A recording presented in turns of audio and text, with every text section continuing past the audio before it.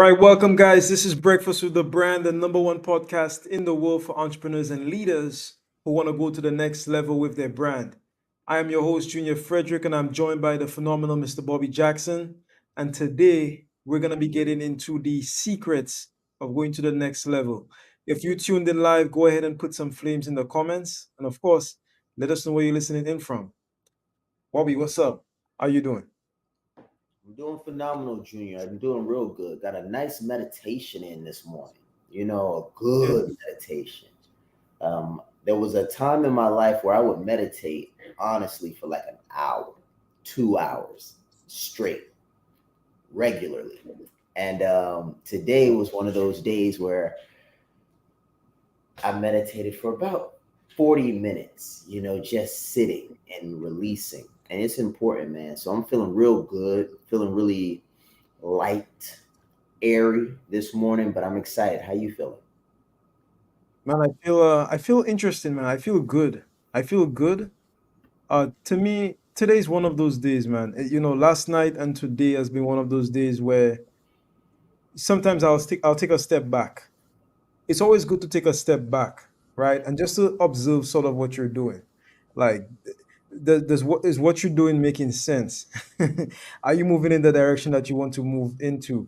Are you in alignment with your vision? Because Bobby, you can get set out on a path, and just like Tony Robbins explains it best.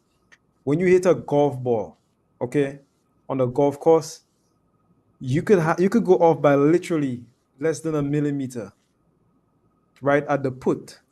But when Hmm. it ends up down the pitch, you could end up being several meters north of the hole.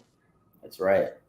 So, guys, it's always great to take a little bit of time just to sort of analyze where you are, what you need, the mindset you need to go to the next level. And that's sort of where I am, like literally this morning. Apart from that, I mean, we've had a couple storms. I know a lot of places have had storms as well. I know Texas. I spoke with a guy in Texas just the other day. He told me there was a tornado, some crazy tornadoes. There's a lot going on. There's a lot going on, but I feel absolutely amazing. And today I was driving, Bobby, and the famous phrase came to mind. It's not the water on the outside of the ship that sinks it. It's the water on the inside. That's good. So, and literally, I went to the gas station today. And when I walked in, the person behind the desk, man, they didn't have the winning energy. They didn't have the winning attitude. You know what I mean? It was just. So then I reminded myself, like, you sort of have to put a bubble around you and remind yourself that it's not the water on the outside of you that can drown you, it's the water on the inside. So just don't let negativity in. Stay with that winning energy and just make the most of the day. And that's how I'm feeling this morning, Bobby. That's great because you said something powerful there. Don't let negative energy on the inside disrupt your peace, disrupt your flow, disrupt your energy. And I think that's one of the most difficult things for entrepreneurs to do in the early stages of their business. Around that, once they started making a few dollars, let's say they're making 5K a month or they're making 10K a month, like to bigger entrepreneurs, that's no money. But like if you just left the workforce and you were making, let's say, $2,200 after taxes a month, and now you're making like 6K a month, that's a big deal for this individual, especially if they're doing it off the strength of their own business. And what's really interesting is it's right in that time frame where they don't really have proof of concept, but they're working their behinds off. So proof of concept means that you have a business model that's working, you have a product that's working, you know who your market is, and everything is pretty much selling. The concept is proven effective and true. But you normally get there around multiple six figures a million, like it's tried and true. But before that, it's this interesting time where you're just grinding. You're just grinding. And during that grind, everybody can find something wrong with your grind. Can you imagine that? Like people that aren't doing half of the work that you're doing are telling you what you're doing wrong. People that haven't made a dime off of their own business using their own mind, their own soft skills, like they're telling you what you're doing wrong.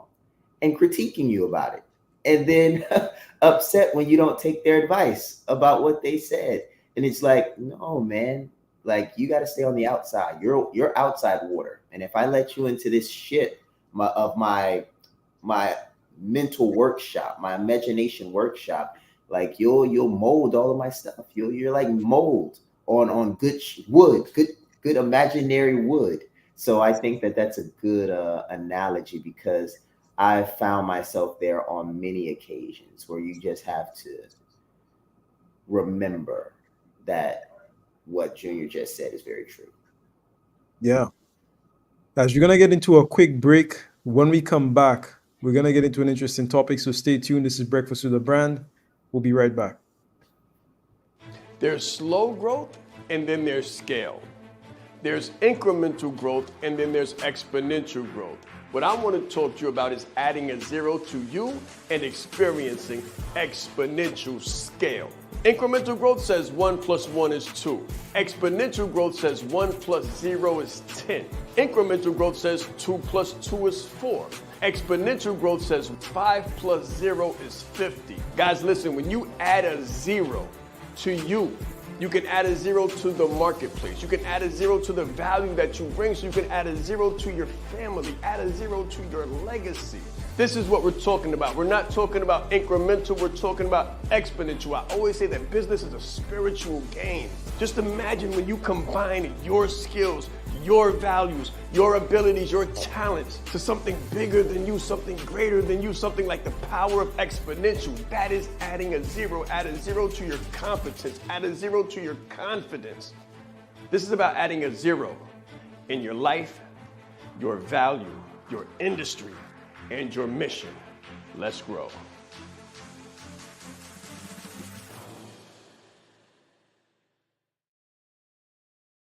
All right, guys. So we're back. Welcome, welcome, welcome. This is Breakfast with the Brand. We're gonna dive right in. Today's a phenomenal, phenomenal Tuesday, actually. So, Bobby, what are we diving into today? Let's get into it. Yeah. As I was thinking before we got started, I was like,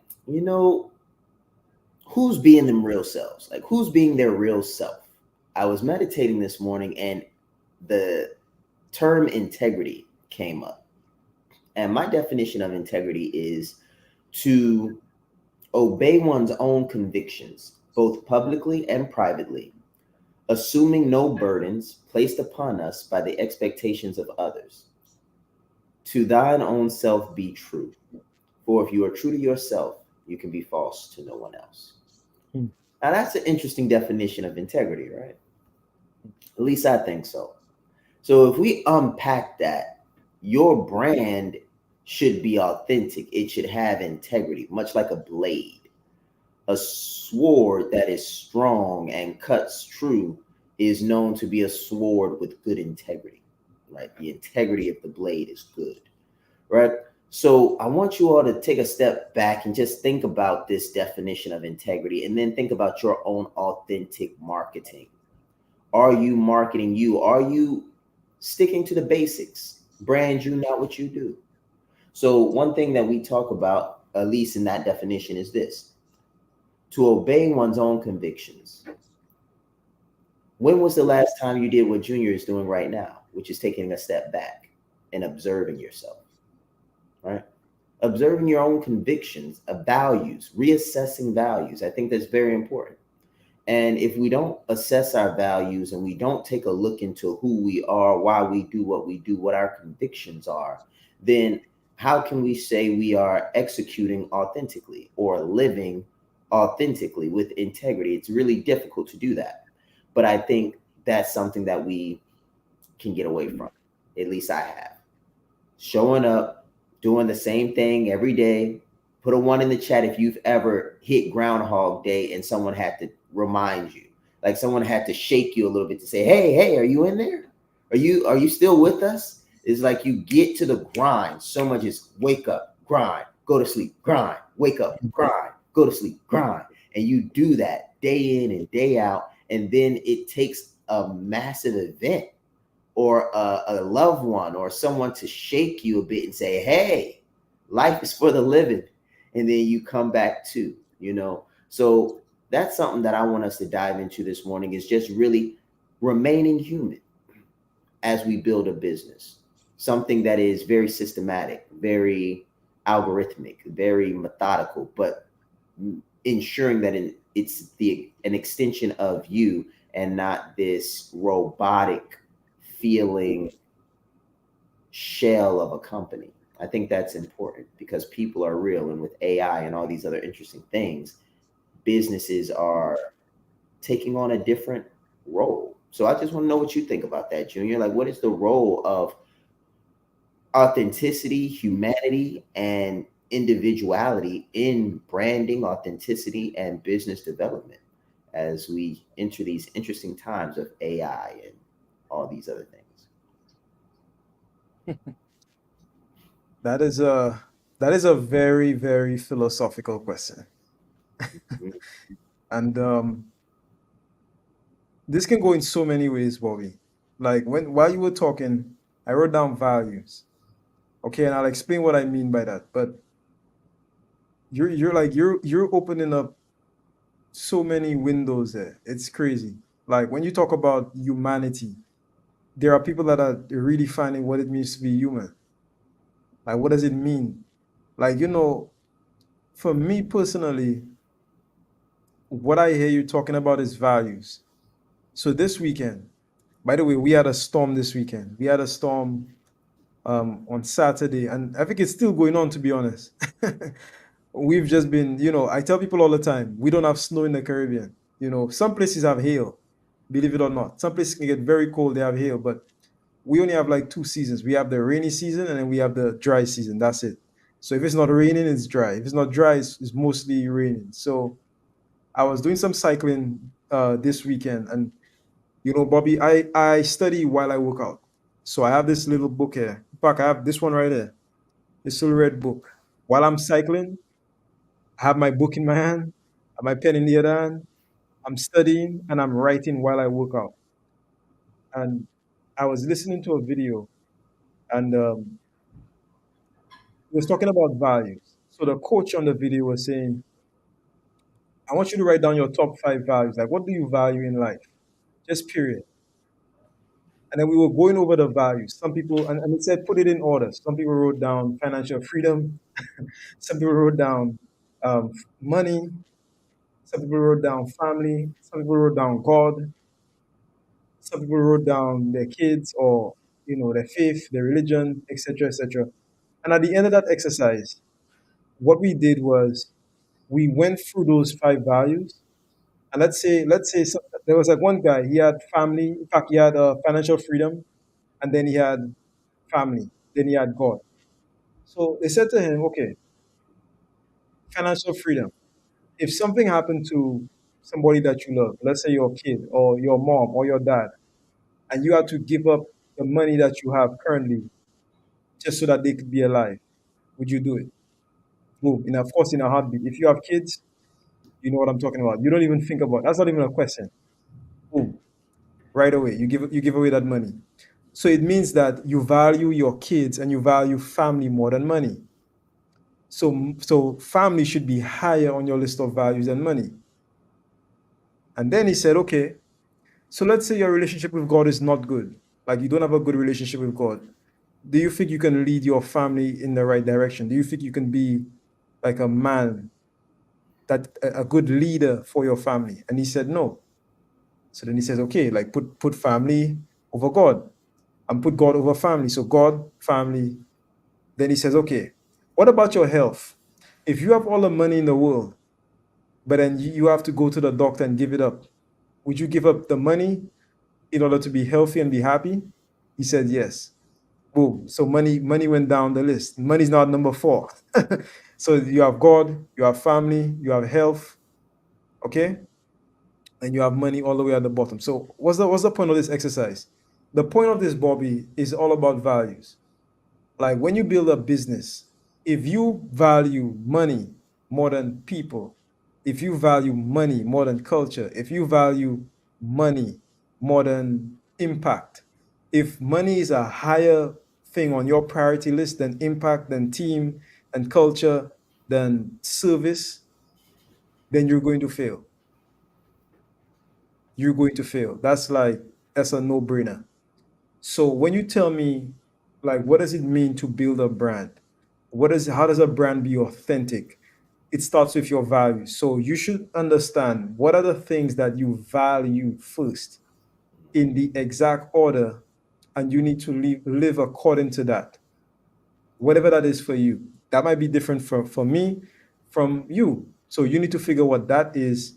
And then to me, Bobby, that's how you live authentically. Because if you say like, okay, I value like money over family, then it's going to show. If you value money over your clients, it's going to show. If you value, you know, money over service, over, a lot of other things in the business, is going to show.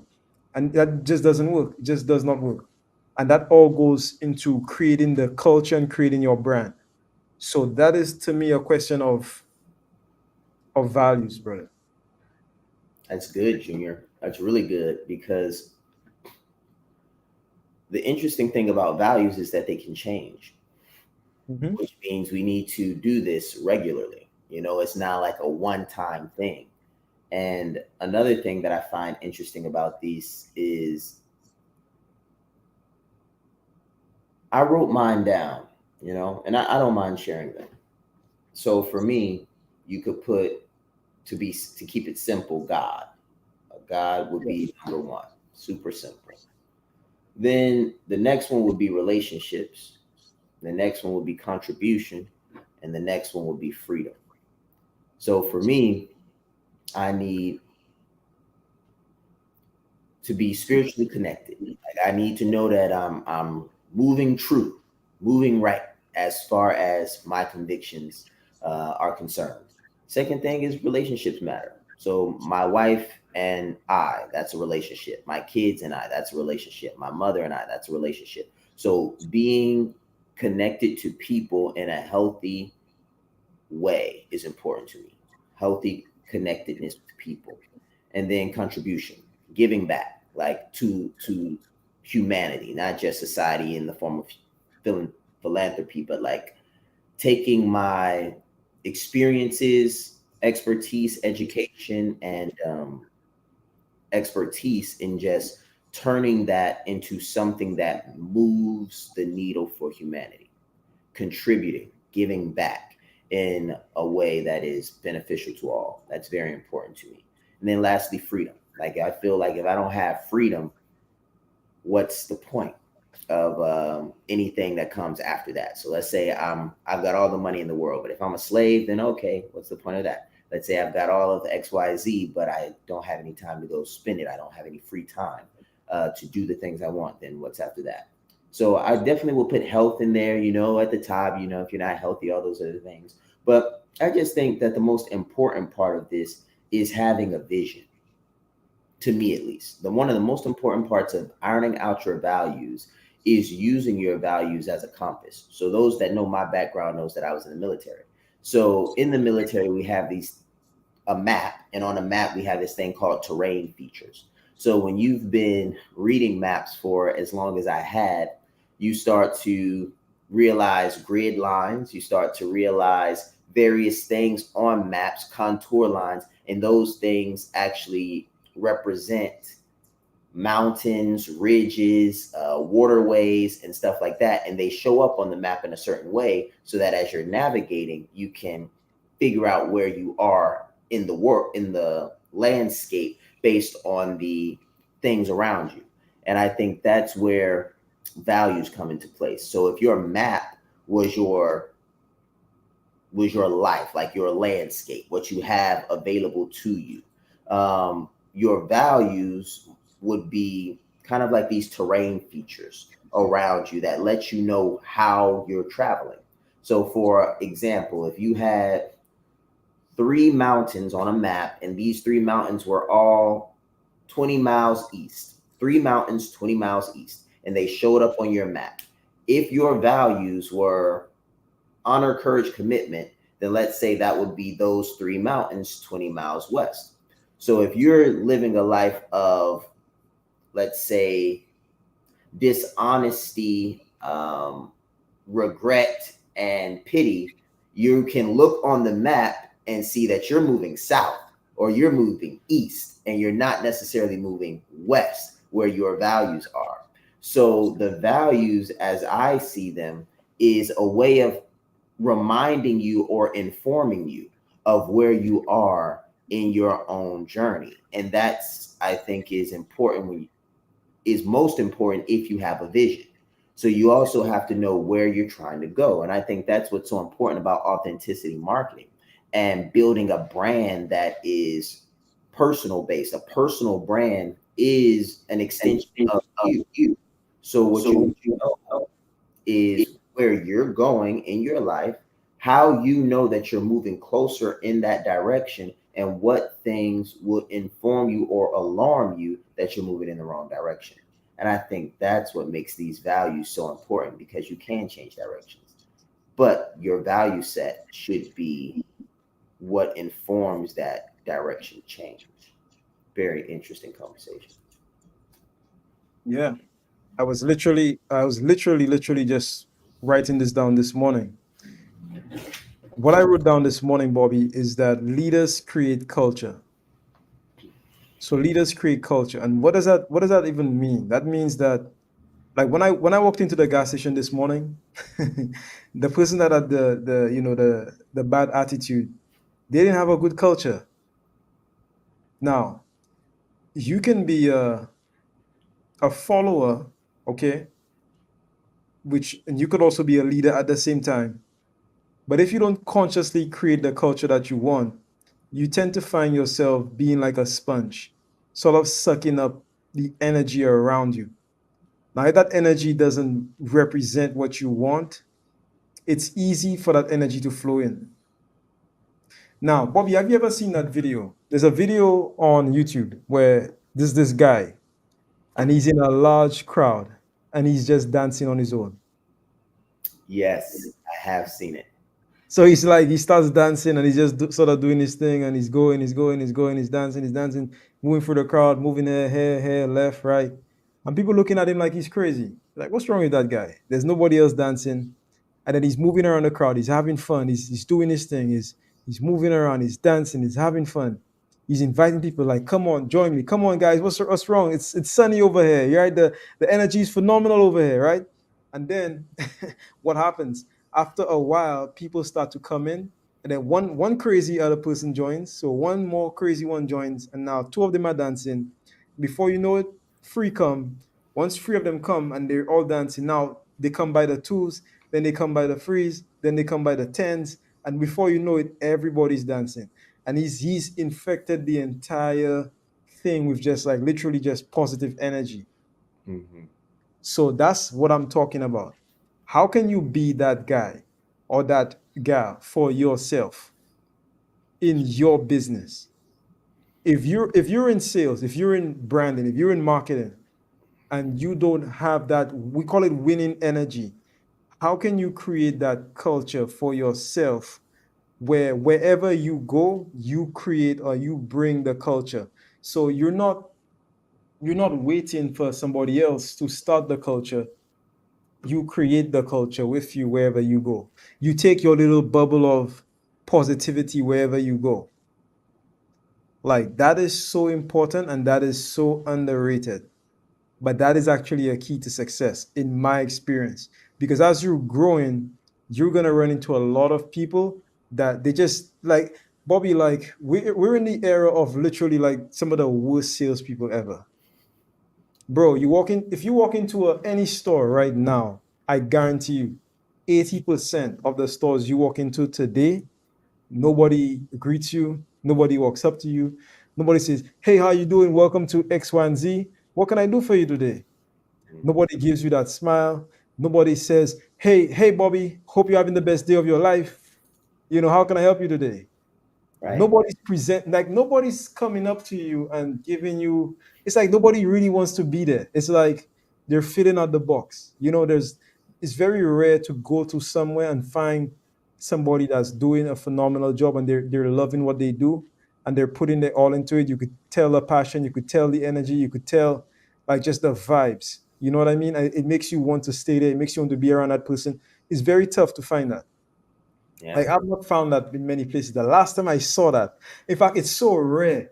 The last time I saw that, I was actually driving. I was going to the north of the island, and I pulled over somewhere at a gas station, and there was this young lady at a gas station, and she was so phenomenal at what she does. She was just pumping gas. That's it. But she was so phenomenal at pumping gas. The service she gave Bobby, literally, she had vehicles like people were smiling, they were laughing, they were dancing with her, they were playing with her, they gave her tips. Yo, she made. I bet she was making more money than the manager. I'm telling you, like she was so great. She was so great that happened a couple years ago, and I still remember her. Mm. I'm telling you. Yeah, she was amazing at what she did. It's just like there's one of the motivational speakers. I think it might be Jim Rohn who says, you could make if you whistle while you work, then you could make an extra, dollar or something, right? That's exactly what she did. And we're in a space right now, from my experience, maybe yours is different. We're just not at that point right now. But the good thing is, because so many people have that I'm just here to be here type energy, it's easy to win. It's easy to win. Like it's easy to stand out. It's easy to stand out and to be phenomenal today if you could create your own culture, create your own energy, create your own values, create your own mental model and mindset for how you're going to operate and how you're going to stand out as a leader and as a winner. Whatever you do, it could be mopping the floors, it could be putting sandwiches together, it could be whatever, it could be coaching, it could be speaking. What is going to make you stand out is your attitude, period. I agree, Junior. When we come back from the break, I want to dive into a little more about this whistle while you work piece. I think that's really interesting. Like, what type of attitude do you have? What type of energy do you have when you show up to the grind? And is it infectious? Is it culture producing? Or is it culture degenerating? Very interesting. Yes, sir. All right, guys, we'll be right back. Confidence is key. Most of the people I work with, they have the education, the experience, and the expertise. We call those the 3 E's. But they're looking for the 3 I's, the income, the impact, and the independence. And I always tell them that the bridge between the 3 E's and the 3 I's is marrying your confidence to your competence. Most of the people I work with, again, have all of the competence in the world. What I help them do is get the confidence. I said Shaan East. I'm proud. That's Shaan East. Leadership is not the brand they made for us. Listen, he brought fire, heat. He didn't hold back. 20 years down the line, what I could sell, why not serve first? Service over salary. Branding like a leader closes the gap for people who want branding. Speaking like a leader closes the gap for people who are nervous about speaking. If Steve Jobs would have speculated, we wouldn't have Apple. He changed lives. He helped people open up their business and start their business. We are the brand. Some people say, Shaan, should I quit my job? Mentally, yes. As a speaker too, to be able to learn from him and watch him and game respects game. And I want to have that much game someday. The right client, pay $500,000 for what you do. You have to be bold in your beliefs. He has been an amazing asset to this event and a pleasure to work with. Very captivating, collaborative, worked very well with the audience. I want to help you. Put a 0 behind your number, right? The session was great. How he is online, virtually, he is even more phenomenal in person. Be the face of change that you want to see. Stop asking questions and start giving demands. The entire team has just been absolutely incredible. They are a joy to work with. They go above and beyond. Give yourself a round of applause. Yes, yes, yes. All right, guys, welcome back. We're talking about having that winning energy in your business and in your life. Period. Bobby, let's get back to it, man. I was watching a video yesterday. Andrew Tate was talking about hiring people. And he said, "I rather hire someone that is effective and depressed than someone that's a hard worker and happy." And it puzzled me for a second. But then he broke it down. He was like, if you can be depressed and still work hard, still find a way to whistle while you're working, he didn't use those terms, but he was like, you're far more valuable to me than the person that's one bad day away from breaking down. So let's say you're the happy guy and you work good while you're happy, but then life happens.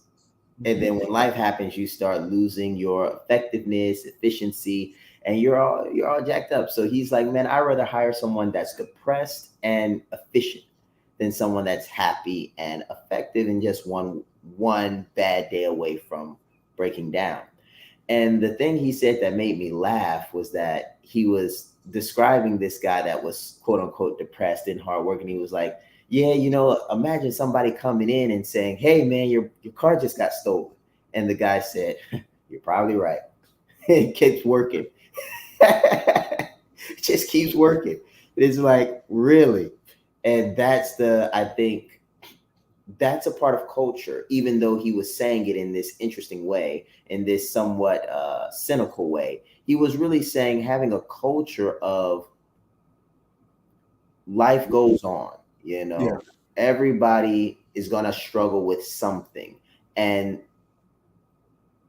by many people's standards, all of us have been depressed at some point in life. We may not be clinically depressed, but like everybody has woken up at some point in their life and just like, I don't want to do life today, but they found a way to do it. Maybe we woke up a week that way. It's like, man, I don't want to do life this week. Something happened and we just really don't feel like doing what is required to live effectively or well. And finding ways to whistle during those moments, I think, is very important when it comes to character. And the last thing I'll say before turning it over to you, Junior, is something that I've been thinking about a lot. Like, I've been thinking about this a lot. And it's the phrase is simple. Honor is forever. Honor is forever. And pretty much what this means is that no one can take away the hard days that you lived well. Think about that. Like, we can take away a lot of stuff. See, someone can take away your car. They can take away your house. They can take away your freedom. They could take away your kids. Like, they could take away your life. Someone could like literally take away your life. Crazy. But what they cannot take away from you, no matter how hard they try, is they can't take away the days that you lived well, the hard days that you lived well. That's honor. Like, what the past is in the past and no one can change it. They can try to rewrite it. They can tell the story a little bit differently, but what happened, happened. And I think that honor being forever is something that at least I aspire to incorporate into my life. It's like, did I live life honorably today? Because my honor is the only thing that no one can take away from me. It's how I lived and what I did and how I thought. And once that's done, it's over, So as I pass it over to you, Junior, the thing that I'd like to distinguish between is happiness. And like, how do you feel about that? Do you consider your own happiness often when you're going through the grind, when you're working? Or is your value system not really register happiness? And one more thing before I pass this to you, Juniors, I want to preface this for you guys. Like, we're talking about authenticity. We're talking about branding. We're talking about integrity. So when I use this happiness and honor dichotomy here, this dynamic, if you're not happy, can you still show up? Can you whistle while you work even when you don't feel like working? Because these are all components of building a brand that is sustainable. Everybody can show up when the party is good, when the water is warm, when everybody is popping bottles and, living the best life. But can you show up whistling when someone that you care about has passed? when your relationship that you've worked so many years for seems to be so far on the rocks that you don't know if you're going to make it out? Like, can you still show up? That's what I'm talking about. And that's what I'm asking Junior about as far as his values are concerned. Yeah, I mean, when it comes to happiness, I think happiness is sort of like, happiness is one of those things that you chase, but you could never really hold. There's a famous story by King Solomon, well, in the Bible, with King Solomon, where he commissioned this ring. I've told this story before, and basically, he said he told one of his servants that he wanted a ring that would make him happy when he's sad, and also sad when he's happy. Long story short, the guy got a ring. The ring had an inscription on it that said, "This too shall pass." So when you're happy, just know that this too shall pass. Also, when you're sad, just know that this too shall pass.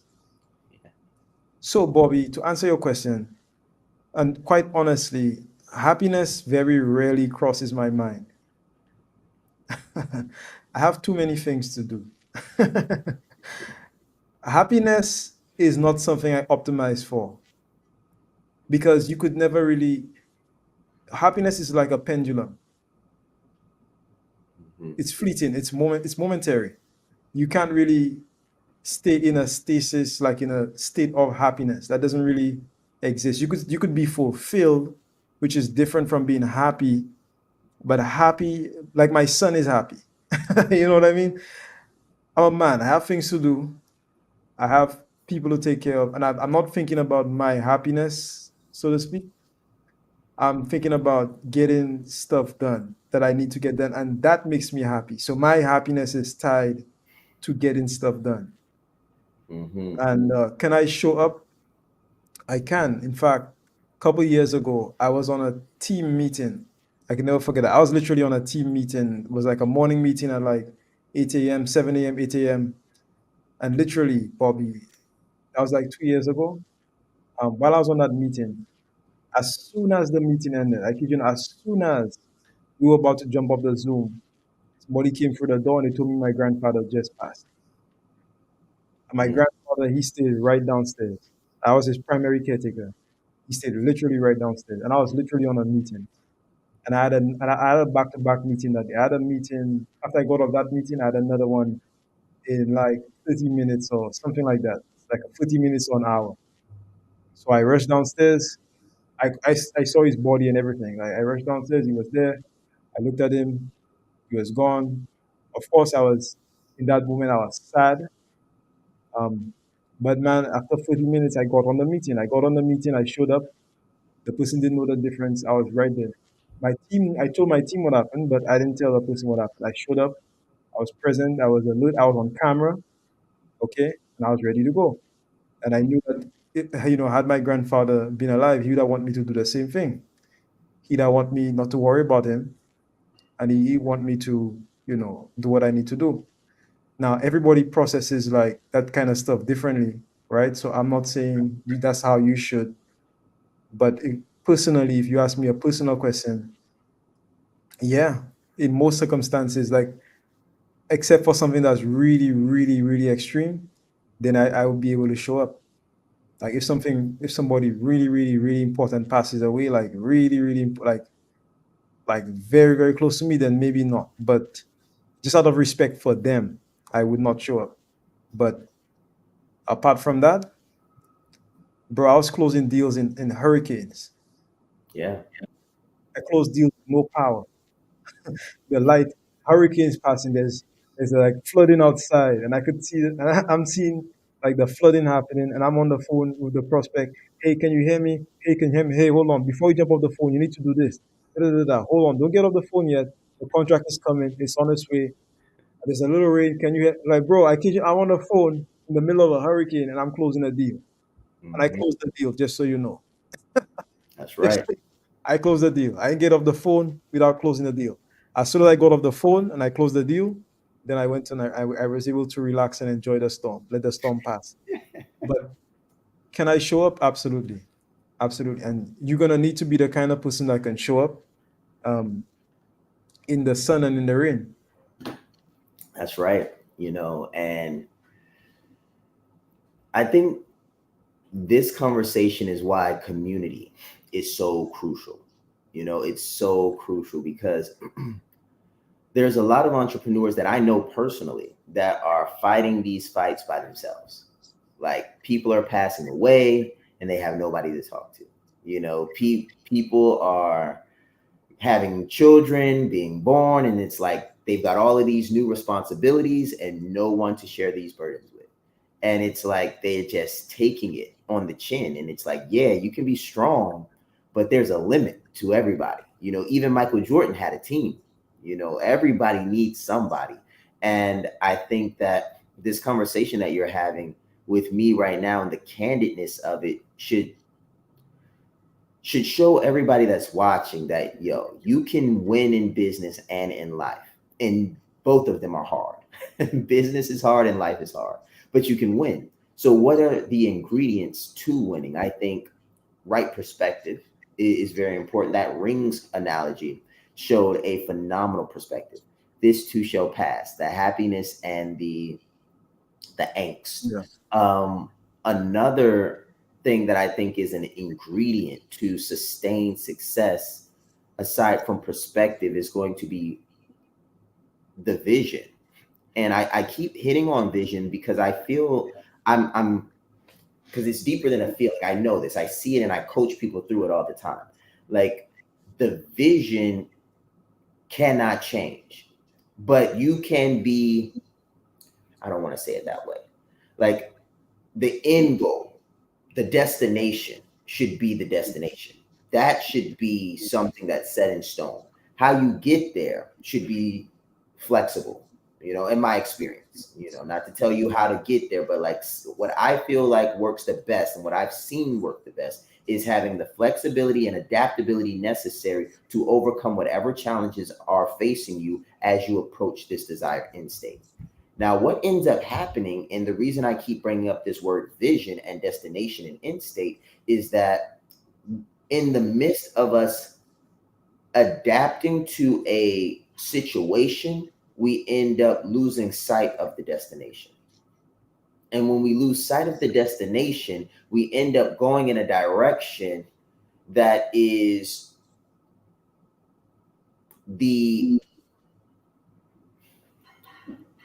it's the momentum of the pivot, and it's not the direction of the destination. So here's what I mean by that.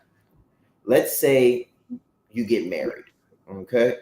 The end goal is to stay with your particular spouse for the rest of their life, to marry and to die together. Now, let's say something happens in your marriage. Something comes up where a spouse gets diagnosed with something that seems to be terminal. Okay. So now, as this person has this terminal illness, you start to think of ways to overcome this terminal illness. And as you're overcoming this terminal illness, you're thinking to yourself, wow, this person may be gone someday. Oh my gosh, we were supposed to be together forever. And then you start just detaching yourself, right? And as you detach yourself to adapt and navigate through this, boom, they beat the cancer or something. And now you have the momentum from the change of heart, and let's say you met somebody, or you've got all of these different things going on in your mind, you're all emotional, and the person beat the cancer. And all of the adaptations that took place in order for you to be okay while they were going through the cancer have caused you to go off the beaten path. And now you're trying to figure out how to live without them, but they're alive. So what do?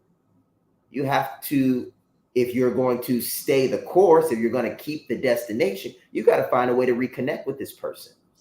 And you got to find a way to finish the race.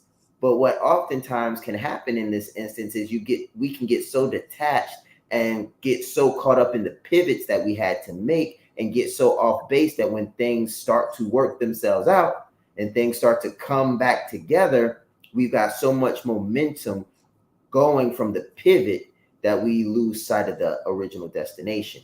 And that's something that I'm talking about today. So when we have visions and we have to make adaptations and be flexible through that, it's really, really important to never lose sight of the vision, the real destination, and do whatever it takes to get back on course. Because what could happen is the adaptation could end up being a distraction when it was actually supposed to be a challenge. And that's it. Just something to add some things to your toolbox, just something to for you to experience, not something to derail you. Sometimes we can get derailed by our challenges versus strengthened by them and overcome them. So that's a piece that I just wanted to share before we go to our final break, if we're going to do one more. Yeah. So I wrote this down while you were speaking. So I think sometimes you're going to have to make decisions. And so maybe you have to make a choice between going down one path and then going down another path. What I found to be useful, because you could get stuck in, paralysis analysis, is considering each decision or each path to the extreme and then asking yourself, would you want the extreme? So, for example, if I'm deciding if to, let's say, enroll in a program or maybe go and work for a company, the question I'm going to ask myself is, let's say I do work for that company. Let's take it to the extreme. If I do work for that company and I'm the best employee and I'm the best on the team and I do everything I'm supposed to do and I check all the boxes and I'm the best at that company, is that going to get me to my goal? If the answer is yes, then you should probably go in that direction. If the answer is no, you're probably wasting your time. Because you could be presented with free opportunities, Bobby. But then how do you select? Because you cannot really see the future, can you? Like I don't have a crystal ball. So I cannot forecast the future. But if I create a sort of a simulation using the extremes, then it could point me in the right direction. So for example, if I'm considering an opportunity and I say to myself, based on the numbers, the maximum that I can earn from this opportunity is, let's just say, $10,000. Like if you do everything that you humanly can do, if the top earner in the company, if you do everything that you can humanly do, and it amounts to $10,000 a month, the question becomes, is that my goal? Or does that get me closer to my ultimate goal? If it does not, then you're probably wasting your time. If it does, then you're in the right direction. That's good. That's really good, Junior, because it takes me back to honor again. So the way I make these types of decisions is, what is the most honorable action? And honorable oftentimes to me means which one will stretch me the most and require me to take on the most responsibility. So I have a personal belief and conviction that men specifically live the fullest lives, or live very full lives, when they take on large amounts of responsibility and fulfill those responsibilities in such a way that inspires others around them to take on responsibility. And like that's, I think if men do that, I think we'd be in a really good position. Just take on responsibility. Don't look at how fair it is or how unfair it is, but just do it and inspire other people to do the same thing. And we'll have a lot less, loose ends and stragglers around. But with that perspective, what I like to say is, if I do this, how much responsibility do I have to take in order to be successful? And the next thing I say is, if I am successful, what will this say about my honor? Like, what will someone be able to do because I did what I've done? So I guess I look at making tough decisions like, when I'm dead and gone, can someone look at my life and find strength from the decision that I made if I'm successful? So that's kind of how I look at it. And I think that's interesting. But I like what you said because I'm going to start using that method as well. I never really took that approach, but I really like it a lot. So I just wanted to share them my perspective. So that's how I do it. I think about honor and responsibility, and then I go with whichever one has oftentimes the most responsibility and honor because I think that's where I would grow the most. Yeah. Bobby, so that's amazing, man. And this underlines the importance of being able to think accurately as an entrepreneur. Like the ability to think is so important. Like when I listen to entrepreneurs like, let's say Alex Hamosi is a great example. He's sort of like a philosopher, I find, because he has a very unique ability to think. Jeff Bezos is another one. The way that these people think, Elon Musk, I could go for so many. The way that they think is unique. Like having the ability to make decisions and think is absolutely critical when it comes to building your brand and building your business. Because a lot of us are spending a lot of time and just basically wasting our time. If we cannot think accurately, one of my mentors used to say that he could swim through murky waters and spot dry land. He could swim through murky waters and spot dry land. So, can you swim through murky waters and spot dry land? What does your decision making process look like? What is your model for decision making? And if you don't have one, how could you incorporate one, okay, to help you make better decisions that eventually lead to better future outcomes? Mm-hmm. Like simple stuff like, what should I work on today? Well, if you work on this and you're successful, is that going to push you towards the goal? Let's say you did this to the utmost of your ability. Is that going to help you move forward? Yes or no? And how quickly will it help you move forward? What's the time horizon that you're looking at? Like all of these things, just something to take into consideration as we start to wrap up today's episode. We literally have 1 minute left. But if I had to say something, just sort of bring this all together, I would say like everything starts with a mindset. So work on creating your winning culture. If you don't already have one, okay, work on creating that for yourself. And then be that guy, like be that person in that video, be that woman, that man that is dancing and forces the world around them to dance when you dance. That's what I would say. That's who I aim to be, and I hope that's who many others aim to be as well.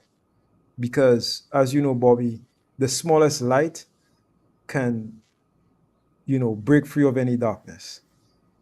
Yeah. I guess the last thing I would say within these last 30 seconds is that happiness is a decision, you know.